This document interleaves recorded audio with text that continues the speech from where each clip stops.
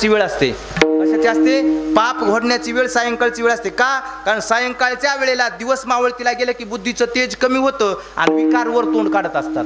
मी सांगत नाही, शास्त्र सांगतात. म्हणून तर संत महात्मे सायंकाळच्या वेळेला जप करीत, त्रिकाळ संध्या करीत, देवाचं नाव घेत, हरिपाठ करत, दुपारती करत बसतात. का? कारण सायंकाळची वेळ बुद्धीचं तेज कमी होण्याची आहे आणि पाप घडण्याची आहे. म्हणून पाप होऊ नये म्हणून देवाचं नाव असतं. याचं तसं झालं, विकारवरी आले, याला कर्म ना. मध्यरात्र झाली, उठलं माझ्या सासरवाडीला निघालं.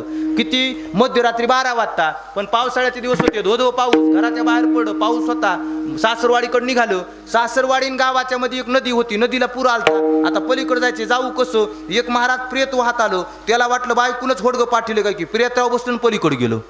कशावर? प्रेताव बसून. आता तुम्ही म्हणता प्रेताव बसून जाला पलीकड, याला प्रेतातला आणि होडग्यातला फरक दिसत का? हे का आंधळ होतं का? काय तुम्हाला वाटेल हे का आंधळ होतं का? प्रेतातला आणि होडग्यातला फरक कळत नाही का? तर ते खरंच आंधळ होतं. तुम्हाला एकच आंधळ माहिती आहे आपल्याला, कोणचं? चर्मचक्षुनं. पण शास्त्र सांगतं भागवतात 6 आंधळे सांगितले. बाबा किती? भागवतात षडविकारानं 6 आंधळे सांगितले. षडविकारानं. कामांध, त्याच्यामध्ये महाराज मोहांध.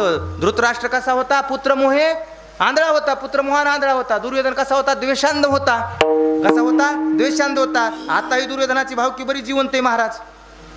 द्वेषानं आंधळी बरीच आहेत. दुर्योधनाला महाराज असं थांबायला विचारलं, का रडतोस मृत्यूच्या वेळी? त्यानं सांगितलं, मी याच्यासाठी रडतोय, आम्ही 100 होतो, एकही वाचलं नाही, 5 पैकी त्याचं एकही मिळलं नाही. याला द्वेषांत म्हणावं. आपले किती गेले तर हरकत नाही, पण पुढच्याचं कोणतरी जावं, याला काय म्हणावं? द्वेषांत. त्याची भावकी आजही जिवंत आहे महाराज. आता लोक कलियुगामध्ये आपल्या दुःखानं दुःखी नाही, दुसऱ्याच्या सुखानं दुःखी आहेत. बघा तुम्ही, आता जर महाराज दुःख जर कोणाला विचारलं काय दुःख आहे, ते म्हणते आपल्याला काही दुःख नाही. मग काय नाही, पलीकडच्याचा एक मधला जास्त झाला त्याचं दुःख आहे.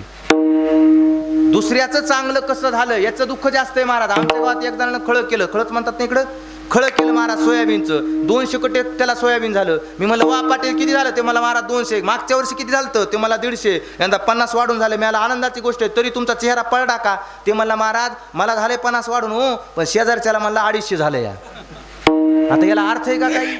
हे दुःख करण्याचं कारण आहे का?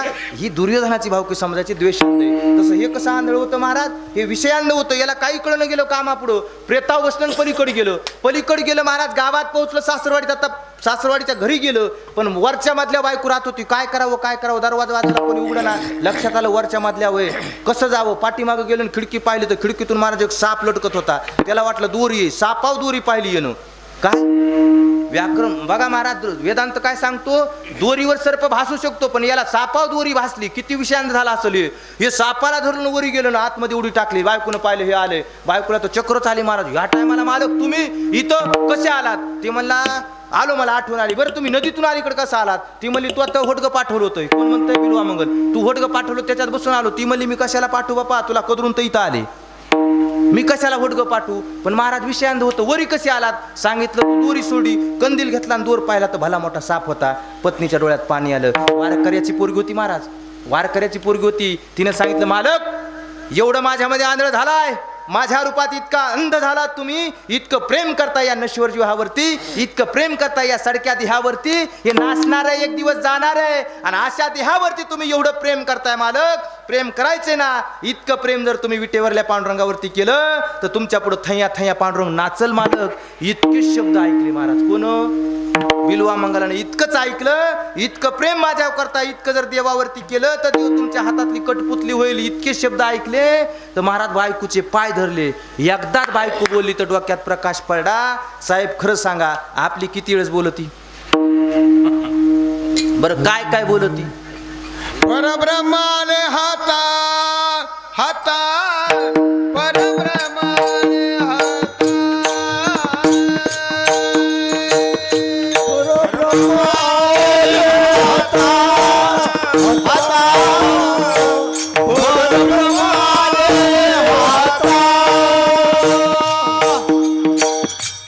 नाशिवंत देता परब्रह्माने आता. ऐतिहासिक कथा, ऐतिहासिक कथा,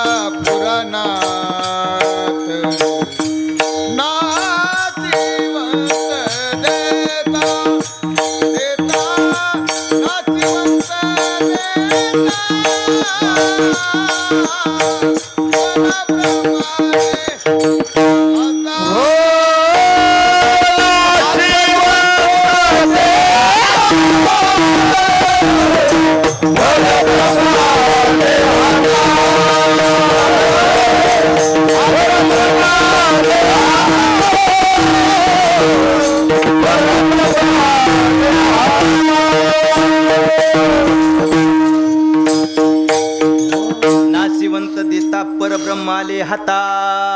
महाराज एकदा बायको बोलली एकदा तर डोळे उघडे. महाराजांच्या डोक्यात प्रकाश पडला. खरं आपलं जीवन याच्यावर नाही तर त्याच्यावर प्रेम करण्याकरता आहे. आमची रोज बोलवती पण आमच्या डोक्यात प्रकाश पडत नाही. बरं काय काय बोलवती सांगू का? सांगू का गणेशपूरकर? काय काय बोलती सांगू का बायको? नाही म्हणजे एकट्याचीच आगाव आहे काय? तुमची बोलत नाही का? सगळ्याच्याच बोलतात. किती मोठा माणूस हो द्या महाराज, कितीही मोठा हो द्या. ग्रामपंचायत सदस्य, सरपंच, महाराज जिल्हा परिषद सदस्य, पंचायत समिती सदस्य, आमदार, खासदार, मंत्री, कॅबिनेट मंत्री, राज्यमंत्री, नवे नवे पंतप्रधान. आता आपल्या बिचाऱ्याला नाही म्हणून सोडून द्या पंतप्रधानाला, पण त्याला असती तर त्याला बी बोलली. कोणाला सोडती का बोलायची महाराज? कितीही नवरा हुशार हो द्या बोलता साथी का? अहो का केवढा माणूस हो द्या हो बाबा. वैभव महाराज किती पक्वात चांगला वाजू द्या आणि किती इथं थापा हाणून द्या. गेल्या गेल्या बायको म्हणते मला थापा हाणूच नको. तुमचं सांगा ना बरं का वैभव महाराज. बरं किती मोठं गायक हो द्या श्रीरंग महाराज, श्रीरंग मामा किती मोठं गणेशराव गायक हो द्या आणि घरी जाऊन म्हणून द्या लईच गोड चाल म्हणली आज. लईच गोड चाल म्हणली बघ. ती म्हणते तुही चाल मला माहित आहे र. तू या चालीला तर फसले नाही इथं आले. बरं तुम्ही म्हणता ना आमचं सांगायला. आमचं सांगू का? आमचं तर लईच केलं बाबा. आम्ही लांबून दिसलो, आमची गाडी दिसली की आमची बायको म्हणते आलं माय आमचं कीर्तन. बरं इतक्यातच मावत नाही महाराज. आम्ही जर घरी गेलो आणि घरी जाऊन जर म्हणलं आज लयच भारी झालं बघ, आज नंबर 1 कीर्तन झालं, टॉपचं कीर्तन झालं आज. ती म्हणते तुला दुसरं येतंय काय? तितकं तर येतंय. कितीही मोठा हो द्या आणि कोणीही हो द्या बायको बोलता राहत नाही महाराज. काय काय बोलते आता हे भागवत करायला ना महाराज. या भागवतानं तर इतकं मला प्रसंग येतात. कथा संपाव आणि घर रूमवर जाऊन पाठ टाकावं आम्ही महाराज. रूमवर जाऊन पाठ टाकली एखादं येते महाराज चला दूध घ्यायला या. आम्ही न ऐकल्यासारखं करत होतो. 10 मिनिटाला पुन्हा म्हणते मार चला ना दूध घ्यायला या. लय डिमांड लागायला तुम्हाला. आता दूध म्हणलं की आमच्या महाराज लोकांची सूज जात असती. चला वाटते दूध होते शेपाशी दक्षिणा होती हे का नाही. मी निघालो महाराज त्याच्या मागं जावा आणि ते दारात असते. आम्ही ते घरात असते आम्ही दारात. ते दारात पाऊल टाकते मध्ये पळत जाते आवाज देते ऐ महाराज आलाय चहा कर. जोरात काय म्हणते महाराज आलाय चहा कर. आलाय तर आलाय भाषा असून तशी. आम्ही दारात असतो ते घरात असते. आमचा पाय असे असं चौकटीत आणि तिकून आवाज येते त्याच्या बायकोचा. याच्यापेक्षा मोठ्यानं आवाज येते. ती काय म्हणते हो महाराजाला उदा नाही तुम्हाला धंदा नाही. उठलं की चहा कर. हे का हाटेल का काय वाटते घरी यावा वापस का जावा मध्ये. बरं दूध घेतल्यावर बाहेर निघता ते आम्हाला म्हणते महाराज बोलती म्हणला मनानं चांगली. तुला माहिती रे बाबा कशी मनानं तू काय बोलणं काय नाही महाराज. विचारूच नका महाराज. एक वारकरी महाराज मंदिरावरती आलं आणि एक जण असं पाटलासारखं म्हणलं चला महाराज जेवण केलं का? ते मला करील पांढरून. चला म्हणलं आपल्या घरी. नेलं घरी महाराज जेवायला. घरी गेला आणि बायकोला म्हणा ऐ महाराज आले वारकरीत जेवायला कर. ती म्हणली कायचं करू? डाळ नाही पीठ नाही पाणी नाही काहीच घरात नाही कशाचा स्वयंपाक करू? ते मला लई बोलू नको 2 मिनिटात राशन घेऊन येतो. हे दुकानावर गेलो 2 पिशव्या घेऊन आलो. धर म्हणली राशन कर स्वयंपाक. ती म्हणली हो राशन आणलंय पण चुलीत का महाराजाचे हातपाय घालू का? महाराज मला उगच आलो बाबा विना कामाचा आलो. पण तरी म्हणला हे काय मालक म्हणला बोलू नको बाबा महाराज ऐकन मी आता घेऊन येतो. काय गॅस? हे गॅस आणायला गेलो तवरखी माऊली महाराज असं रडायला लागली किचन मध्ये. हे वारकरी म्हणलो काय झालं असन कामून रडत असन. वारकरी थरथर कापायला लागलो गेलं मला माय कामून रडायला. कशासाठी? स्वयंपाकाचा त्रास आहे का? ती म्हणली महाराज माझा त्रास नाही. मग तुमच्यासाठी रडू आले. ते मला काय झालं मी धडधाकट आहे ना माझ्यासाठी काम रडायला. ती म्हणली आता आहे धडधाकट पण 10 मिनिटानं सांगता येत नाही. ते म्हणला कस काय का सांगता येणार नाही? मी तर धडधाकट आहे. ती म्हणली आता आहेत महाराज आमच्या मालकाला हुदात लागलाय म्हणली. महाराज घरी आणायला या. त्या बघा त्या सोलीनं बांधायले त्या मुसळानं मारायले. मला मग आता काय करू? ती म्हणली ते पुढच्या दरवाजाने तुम्ही मागच्या दरवाजाने निघून जा. हे निघालं मागच्या दरवाजाने वारकरी. तितक्यात ते सिलेंडर घेऊन पुढच्या दरवाजाने आलं. धर मला सिलेंडर कर स्वयंपाक. ही लगेच मालकाला म्हणली कोणाला खाऊ घालतात? काय वारकरी आणले म्हणली. वारकऱ्याने बेसन भाकरी मागाव पुरणपोळी मागाव वरणपोळी काही मागाव. तो काय आणले म्हणजे वारकरी सोल मागायले मुसळ मागायले. हे म्हणणार काय नियम असेल त्याचा वारकऱ्याचा द्याचानं. त्यानं खांद्यावर सोल टाकली आणि कोपऱ्यातलं मुसळ हातात घेतलं वारकऱ्याच्या मागू येणं आवाज द्याला वारकरी बाबा. त्यानं फिरून पाहिलं तर सोल दिसायला मुसळ बी खरंय गड्या म्हणला. हे सोलीनं बांधतंय आणि मुसळानं काय कितीतरी सांगू महाराज. आता रात्र जाईन पण माझ्याकडे वेळ कमी आहे. विठाला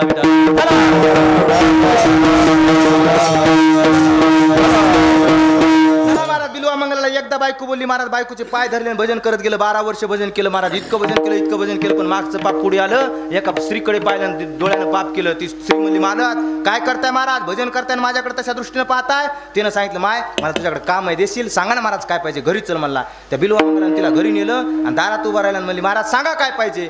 ती स्त्री म्हणली महाराज काय पाहिजे सांगा. हे म्हणला काय नाही 2 दाबणं दे. त्या स्त्रीनं 2 दाबणं आणून दिले, काही काम असं म्हणून त्यानं दाबणं घेतले आणि टचकन डोळ्यात घातले आणि बुबळ बाहेर काढे. ती स्त्री थरथर कापत होती. महाराज काय केलं माझ्या दारात. तो मला तू चिंता करू नको, मी माझं पाप संपवलं म्हणला.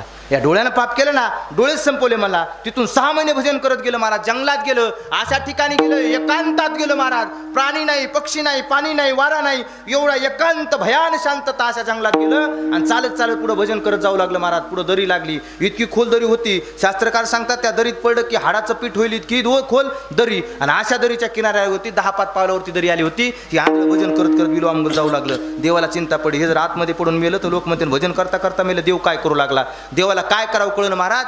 10 पावलावरती जरी 8 पावलावरती आली होती, देवाला चिंता लागली. 8 पावलावरती जरी 6 पावलावरती आली, आता देवाला वाटलं काय करावं. 8 पावलावरती जरी 6 पावलावरती, 6 ची 4, देवाला आता धीर धरवत नव्हता महाराज. देवानं तिथून महाराज एका गुराख्याचं रूप घेतलं आणि जागेवर आवाज दिला, महात्मा जी रुक जाइए, आगे खाइए गिर जाओगे मर जाओगे रुक जाओ. पण आंधळं हुशार होतं महाराज. आंधळं म्हणलं 6 महिने झाले या जंगलात चाललो, प्राण्याचा देखील पक्ष्याचा देखील आवाज आला नाही. आणि एकदम दरी आली की माणूस कसं आलं, हे माणूस नाही, हा जगाचा मायबाप आहे.